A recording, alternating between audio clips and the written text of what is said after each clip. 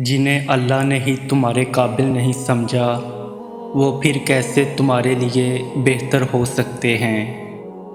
ایک نظر ماضی کی طرف دوڑاؤ اور سوچو کتنی ایسی چیزیں ہیں جنہیں تم اچھا سمجھتے تھے مگر ان سے تمہیں سوائے دکھ کے اور کچھ بھی نہیں ملا۔ سوچو تمہارے ایسے کتنے غلط انتخابات تھے جن کی سچائی اگر اللہ تم پر نہ کھولتا تو تمہاری زندگی کیا ہوتی۔ جو کسی کے ساتھ غلط نہیں کرتے اللہ ان کے ساتھ بھی غلط نہیں ہونے دیتا۔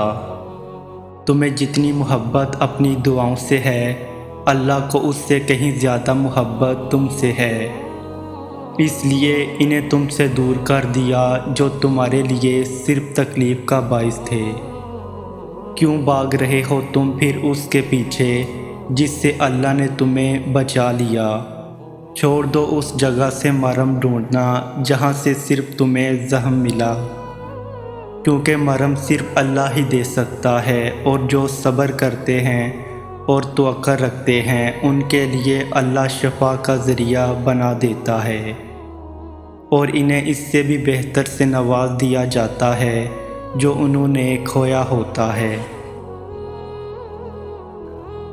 یوں بھی ہوتا ہے اکثر کے دل کو لاکھ سمجھانے کے بعد اور بے شمار ضبط کرنے کے بعد بھی دل تھکنے لگتا ہے۔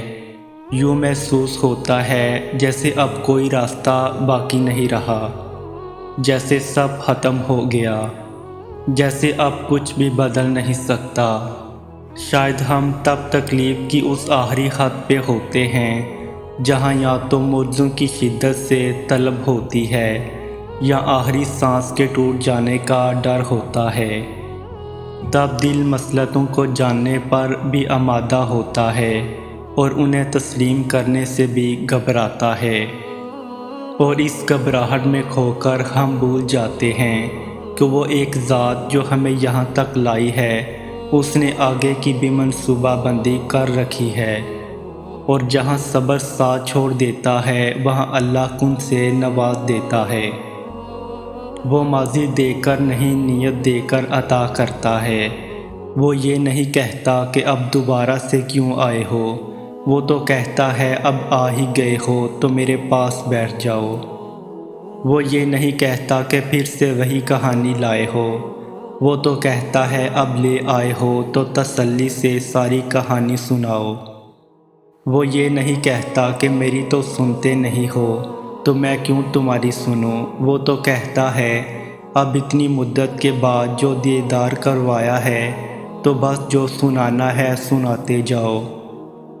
وہ یہ نہیں کہتا کہ اپنی غرض کے لیے میرا نام کیوں لے رہے ہو، وہ تو کہتا ہے اب اگر پکار ہی رہے ہو تو اپنی اس میٹھی آواز میں میرا نام دہراتے جاؤ۔